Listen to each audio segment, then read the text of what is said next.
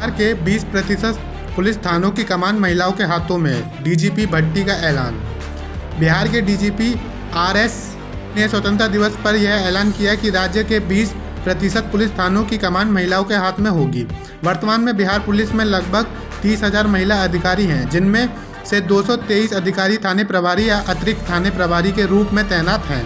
उन्होंने कहा कि आने वाले समय में इनकी संख्याओं में और बढ़ोतरी होने वाली है। प्रशांत किशोर ने लालू यादव को चुनौती दी। 30 सालों तक बिहार को लूटने वाले पैसे से अपने लोगों को रोके। प्रशांत किशोर ने लालू यादव और तेजस्वी यादव को बड़ी चुनौती दी है। जनसुराज में पैसे लेकर लोगों को जोड़ने के आरोप में उन्होंने राजद पर निशाना साधा। उन्होंने कहा कि राजद ने 30 वर्षों में बिहार को लूटा और माफियाओं से पैसा लिया। कहा कि उस पैसे का इस्तेमाल हमें अपने ही कार्यकर्ताओं को रोकने के लिए ही कर लीजिए। उन्होंने लालू और तेजस्वी पर फिजूल बयानबाजी करने का आरोप भी लगाया। कोलकाता कांड पर बिहार में डॉक्टरों का गुस्सा, इमरजेंसी सेवाएं बंद।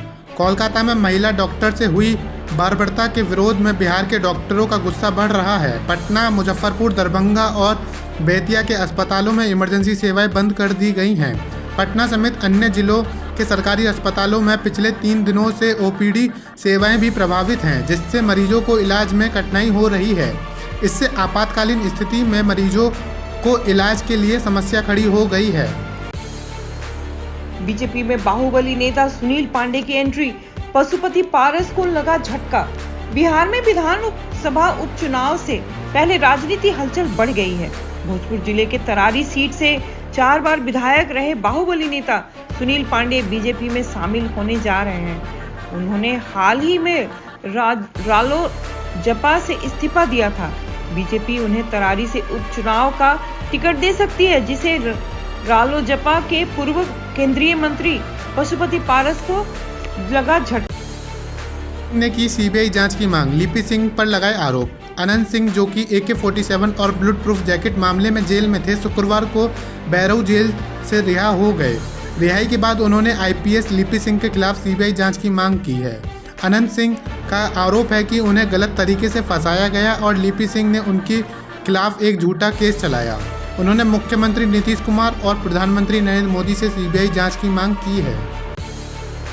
कोलकाता कांड पर SC के चीफ जस्टिस का गुस्सा, 7,000 लोग वॉक पर नहीं आ सकते।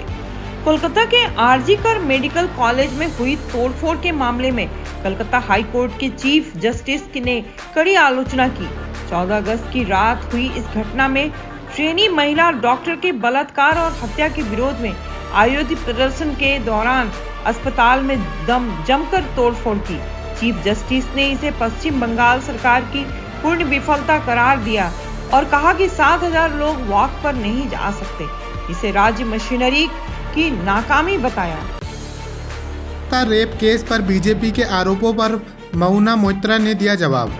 कोलकाता के RG-कर अस्पताल में प्रशिक्षु डॉक्टर के रेप और हत्या के मामले में TMC सांसद महुआ मोइत्रा ने मामले को दबाने के आरोप से साफ इनकार किया है। बीजेपी ने मुख्यमंत्री ममता बनर्जी और TMC की महिला सांसदों को गूंगी गुड़िया कहा था।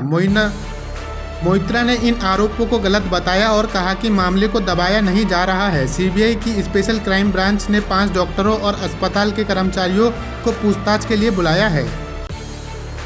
महिला डॉक्टर के साथ हुई अमानवीयता पर सुधांशु त्रिवेदी ने किया ईडी गठबंधन पर हमला।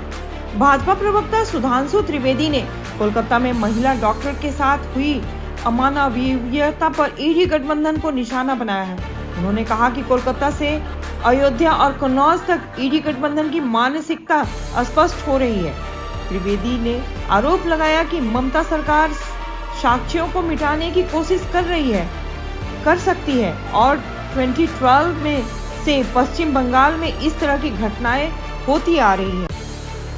यादव का आरोप, भाजपा अधिकारियों के बल पर यूपी उपचुनाव जीतना चाहती है। समाजवादी पार्टी के प्रमुख अखिलेश यादव ने आरोप लगाया है कि भाजपा यूपी उपचुनाव में जीत हासिल करने के लिए अधिकारियों का दुरुपयोग कर रही है। उन्होंने कहा कि भाजपा के लोग अधिकारियों की पोस्टिंग और स्थानांतरण के माध्यम से चुनाव को प्रभावित कर रहे हैं। इस संबंध में समाजवादी पार्टी चुनाव आयोग से शिकायत करने की योजना बना रही है। मायावती का सवाल, पीएम मोदी के भाषण पर संवैधानिक व्यवस्था का कम्युनल कहना उचित है। बसपा प्रमुख मायावती ने 15 अगस्त को लाल किले से पीएम मोदी के भाषण पर सवाल उठाया। उन्होंने सरकार को सेक्युलरिज्म का पाठ पढ़ाया और पूछा कि क्या संवैधानिक व्यवस्था को कम्युनिकल कहना उचित है। मायावती ने यह टिप्पणी शुक्रवार को अपने सोशल मीडिया हैंडल से की। अजीत पवार चाचा शरद पवार के एजेंडे पर लौटे, मराठा कोटा मुद्दे पर की वकालत। महाराष्ट्र के मुख्यमंत्री अजीत पवार ने हाल ही में मराठा कोटा मुद्दे पर राज्य में सर्वदलीय बैठक बुलाने की वकालत की है। 3 दिन पहले उनके चाचा और वरिष्ठ नेता शरद पवार ने भी इस मुद्दे पर सर्वदलीय बैठक बुलाने की बात कही थी। अजीत पवार का यह बयान से राजनीति में नई चर्चाएं शुरू हो गई हैं, विशेष रूप से जब उन्होंने बहन सुप्रिया सुले के खिलाफ पत्नी को चुनाव में उतारने की गलती स्वीकारी थी। महाविकास आघाड़ी में मुख्यमंत्री पद के चेहरे पर बहस। महाराष्ट्र में विधानसभा चुनाव की सियासत गरमा गई है। महाविकास आघाड़ी की बैठक में मुख्यमंत्री पद के चेहरे को लेकर बहस हो गई। उद्धव ठाकरे ने कांग्रेस प्रमुख नाना पटोले से सवाल किया कि मुख्यमंत्री का चेहरा कौन होगा। पटोले ने कहा कि हमारा काम मुख्यमंत्री का चेहरा आगे करना नहीं है। महाविकास आघाड़ी के सभी नेता साथ बैठकर इसका फैसला करेंगे। शरद पवार ने भी उनका समर्थन किया। ठाकरे ने एमवीए के मुख्यमंत्री उम्मीदवार पर बड़ा बयान दिया। महाराष्ट्र में महाविकास आघाड़ी एमवीए के मुख्यमंत्री उम्मीदवार को लेकर उद्धव ठाकरे ने शुक्रवार को एक महत्वपूर्ण बयान दिया। उन्होंने कहा कि कांग्रेस और शरद पवार की एनसीपी जिससे भी सीएम कैंडिडेट बनाएगी उन्हें उनकी पार्टी बिना शर्त समर्थन करेगी। हालांकि उन्होंने एक शर्त भी रख दी है। उनकी शर्त दोनों ही घटक दलों की परेशानी बढ़ा सकती है। इसे प्रेशर पॉलिटिक्स के तौर पर भी देखा जा सकता है। अजीत पवार ने बारामती सीट बेटे को देने का संकेत दिया। एनसीपी नेता अजीत पवार ने आगामी विधानसभा चुनाव में बारामती सीट पर लड़ने और इसे अपने बेटे जय पवार को सौंपने का इरादा जताया है। उन्होंने अंतिम निर्णय पार्टी कार्यकर्ताओं और एनसीपी संसदीय बोर्ड पर छोड़ दिया है। कांग्रेस का 100 दिवसीय संविधान रक्षा अभियान दिल्ली में शुरू। कांग्रेस ने दिल्ली में 100 दिवसीय संविधान रक्षा अभियान की शुरुआत की है। इस अभियान का उद्देश्य भारतीय संविधान की रक्षा करना है, लोकतांत्रिक मूल्यों को बढ़ावा देना और SC/ST समुदाय का समर्थन जुटाना है। AICC के कोषाध्यक्ष अजय माकन और अनुसूचित जनजाति विभाग के अध्यक्ष राजेश टोटिया ने अभियान का उद्घाटन किया। यह अभियान 27 नवंबर तक दिल्ली के सभी विधानसभा क्षेत्रों में चलेगा। सिसोदिया ने केजरीवाल को जन्मदिन की बधाई दी, तानाशाही के सामने न झुकने की सराहना की। दिल्ली के मुख्यमंत्री अरविंद केजरीवाल का 16 अगस्त को जन्मदिन है और इस बार वे जेल में हैं। उनके जन्मदिन पर पूर्व उप मुख्यमंत्री मनीष सिसोदिया ने एक वीडियो शेयर कर बधाई दी, जिसमें सीएम के राजनीतिक जीवन की झलकियां हैं। विधानसभा चुनाव में भाजपा 3 पूर्व सांसदों को दे सकती है टिकट, तैयारियां जोरों पर। भाजपा ने दिल्ली विधानसभा चुनाव के लिए अपनी तैयारियां शुरू कर दी हैं। सूत्रों के अनुसार पार्टी दिल्ली के 6 पूर्व सांसदों में से 3 को विधानसभा चुनाव में टिकट दे सकती है। पार्टी द्वारा आने वाले दिनों में कई अहम बैठकें करने और राष्ट्रीय स्तर पर संगठनात्मक बदलाव किए जाने की उम्मीद है। भाजपा ने इस साल लोकसभा चुनाव में दिल्ली के 7 में से 6 सांसदों को बदला था। हरियाणा और जम्मू कश्मीर में चुनाव का ऐलान, नतीजे 4 अक्टूबर को। निर्वाचन आयोग ने हरियाणा और जम्मू कश्मीर में विधानसभा चुनाव का शेड्यूल घोषित कर दिया है। जम्मू कश्मीर में 3 चरणों में मतदान होगा, 18, 25 सितंबर को और 1 अक्टूबर को, जबकि हरियाणा में 1 चरण में वोटिंग होगी। हरियाणा और जम्मू कश्मीर के विधानसभा चुनाव साथ में हो सकते हैं, ईसी ने दिया संकेत। चुनाव आयोग ने हरियाणा और जम्मू कश्मीर का दौरा किया है। सुप्रीम कोर्ट ने निर्देश भी दिया था कि 30 सितंबर से पहले ही जम्मू कश्मीर विधानसभा चुनाव कराए जाएं। इससे संभावना जताई जा रही है कि इन दोनों राज्यों के विधानसभा चुनाव एक साथ कराए जा सकते हैं। अगले 6 महीने में महाराष्ट्र, हरियाणा और झारखंड की विधानसभाओं का कार्यकाल भी समाप्त हो रहा है। वसुंधरा राजे का अटल बिहारी वाजपेयी को श्रद्धांजलि। पूर्व मुख्यमंत्री वसुंधरा राजे ने अटल बिहारी वाजपेयी को पुण्यतिथि पर श्रद्धांजलि देते हुए एक ट्वीट किया। उन्होंने लिखा, वे कल भी अटल थे और आज भी अटल हैं, सदैव अटल रहेंगे। सुब्रमण्यम स्वामी ने राहुल गांधी की नागरिकता पर हाईकोर्ट में दायर की अर्जी। भाजपा नेता सुब्रमण्यम स्वामी ने राहुल गांधी की नागरिकता के मामले में हाईकोर्ट में अर्जी दायर की है। स्वामी ने आरोप लगाया है कि राहुल गांधी के पास ब्रिटेन की नागरिकता है और उन्होंने वहां का पासपोर्ट रखा हुआ है। सुब्रमण्यम स्वामी ने अदालत से केंद्र सरकार को इस मामले में एक्शन लेने और स्टेटस रिपोर्ट पेश करने की मांग की है। अगस्त 2019 में भी उन्होंने इसी मुद्दे पर केंद्र सरकार को पत्र लिखा था। हिडनबर्ग के आरोप तो ट्रेलर, पूरा खुलासा जेसीपी करेगी, कांग्रेस का दावा। कांग्रेस ने अडानी समूह से जुड़े कथित घोटाले पर अमेरिकी संस्था हिडनबर्ग रिसर्च के आरोपों को महज ट्रेलर करार दिया है। पार्टी ने कहा कि पूरा सच केवल जेसीपी की जांच से सामने आएगा। कांग्रेस पार्टी महासचिव जयराम रमेश ने कहा कि संयुक्त संसदीय समिति की जांच से ही पूरी सच्चाई सामने आ सकती है। पुण्यतिथि पर याद किए गए वाजपेयी, राष्ट्रपति और प्रधानमंत्री ने दी श्रद्धांजलि।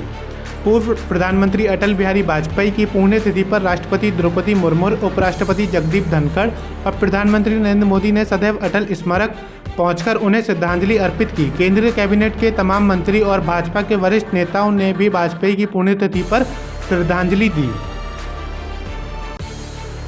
चौधरी का रोते हुए वीडियो आया सामने, पुलिस के खिलाफ लगाए आरोप। दिल्ली के कथित तौर पर रोहिंग्या मुसलमानों को पीटने वाले गौरक्षक दक्ष चौधरी का एक वीडियो सामने आया है, जिसमें वह कह रहे हैं कि पुलिस ने उसे आदातन अपराधी घोषित कर दिया है और उसके परिवार को परेशान किया जा रहा है। रोते हुए दक्ष ने कहा कि धर्म और राष्ट्र के लिए लड़ना कठिन है क्योंकि उसे झूठे मुकदमों में फंसाया गया है। उसने पुलिस के सामने सरेंडर करने की भी बात कही। बागेश्वर बाबा की खान सर के सामने झुकने की वीडियो हुई वायरल। बागेश्वर बाबा उर्फ धीरेन्द्र कृष्ण शास्त्री का एक वीडियो वायरल हो रहा है। यह वीडियो धीरेन्द्र शास्त्री और उनके बचपन के शिक्षक खान सर की मुलाकात का है। जिस तरह शास्त्री अपने बचपन के टीचर के सम्मान में हाथ जोड़कर झुक गए, उसकी लोग काफ़ी तारीफ कर रहे हैं। इसकी नई सरकार ने राजदूतों को वापस बुलाना शुरू किया। बांग्लादेश में तख्ता पलट के बाद मोहम्मद यूनिस की अंतरिम सरकार ने 6 देशों के नियुक्त राजदूतों को वापस बुलाने का आदेश दिया है। इन राजदूतों को नियुक्ति पूर्व प्रधानमंत्री शेख हसीना की सरकार में की गई थी। अमेरिका, रूस, सऊदी अरब, जापान, जर्मनी, यूएई और मालदीव में कॉन्ट्रैक्ट बेसिस पर नियुक्त राजदूतों को लौटने का आदेश दिया गया है। इसके साथ ही बांग्लादेश ने हिंदू काउंसलर को भी वापस बुलाया है। अमेरिका के निशाने पर थी शेख हसीना, भारत ने दिया खुलकर साथ। बांग्लादेश में तख्ता पलट के बाद पूर्व प्रधानमंत्री शेख हसीना ने अमेरिका पर आरोप लगाए कि उसने उनकी आलोचना की और उन्हें निशाना बनाया। वॉशिंगटन पोस्ट की रिपोर्ट के मुताबिक भारत को पहले से ही बांग्लादेश की राजनीतिक हालातों का अंदेशा था। वहीं अमेरिका राजनीतिज्ञों ने शेख हसीना की जमकर आलोचना की थी। उनका कहना था कि शेख हसीना ने आम चुनाव से पहले अपने हजारों विरोधियों को जेल में डलवा दिया था। स्त्री 2 बॉक्स ऑफिस पर शानदार शुरुआत के बाद फिल्म ने कमाई की बढ़त। फिल्म स्त्री 2 ने बॉक्स ऑफिस पर धमाकेदार शुरुआत की है। पहले ही दिन रिकॉर्ड 51.8 करोड़ रुपए की कमाई की। पहले दिन के आंकड़े ने स्त्री 1 का रिकॉर्ड तोड़ दिया, जिसने 6.82 करोड़ रुपए कमाए थे।